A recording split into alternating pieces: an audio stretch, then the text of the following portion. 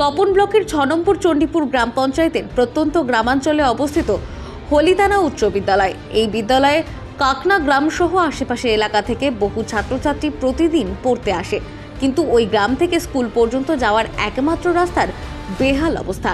কাঁচাই রাস্তায় সামান্য বৃষ্টি হলে কাদায় পরিণত হয়, ফলে যাতায়াতের চরম অসুবিধার সম্মুখীন হতে হয় পড়ুয়া, শিক্ষক শিক্ষিকা ও সাধারণ মানুষকে।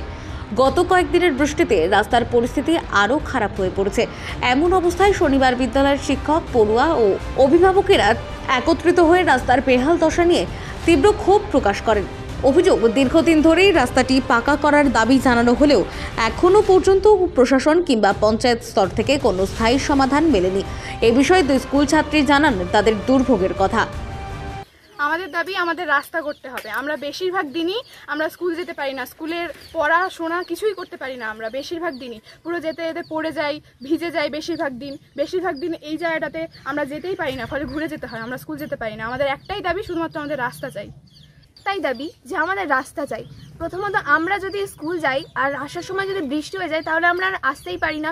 কখনো পড়ে যাই, কারোর পায়ে লেগে যায়, কারো দাঁত ভেঙে যায়।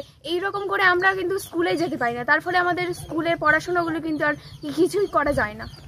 আমাদের শুধুমাত্র একটাই দাবি যে আমাদের রাস্তা চাই। আর সাইকেল আছে? সাইকেল তো কোনোভাবেই নিয়ে যাওয়া যায় না যদি বৃষ্টি হয়। শিক্ষক শিক্ষিকারাও চাইছেন দ্রুত এই রাস্তা পাকা করা হোক। আমাদের এখানে কাকনা থেকে হলিদান হাই স্কুল যাওয়ার এই একমাত্র রাস্তা, মাটির রাস্তা। দীর্ঘদিন আমরা বিভিন্ন প্রশাসনকে জানিয়েছি, তার এখনো কোনো ব্যবস্থা হয়নি। আমাদের ছাত্রছাত্রীরা বর্ষাকালে স্কুলে যেতে পারে না। তো বর্ষার যে বর্ষার দিনগুলোতে বাচ্চাদের পড়াশোনা প্রায় বন্ধই থাকে। আর আমাদের স্কুলের বাচ্চাদের বেশিরভাগই আপনারা দেখবেন যে বেশিরভাগই ফার্স্ট লার্নার। এদের বাড়ির এরাই প্রথম যারা বিদ্যালয়ের এসছে আর কি। প্রথম অবস্থায় তারা এরকমের রাস্তার জন্য স্কুলে আসতে পারে না। আর এই বর্ষাকালে আমাদের ঠিক স্কুলে কোনো দিন 10 জন, 15 জন, 20 জন এরকমও হয়, এরকম অবস্থা। তাই আমরা এসেছি এই বিষয়টাকে জানানোর জন্য। স্থানীয়দের প্রশ্ন, কবে মিলবে এই দুর্ভোগ থেকে? এ বিষয়ে স্থানীয় বাসিন্দা জানান, 10 জনেরই স্কুলে যাইতে পার না, তার জন্য আমাদের রাস্তার দরকার। এখন আমাদের রাস্তা করে দাও।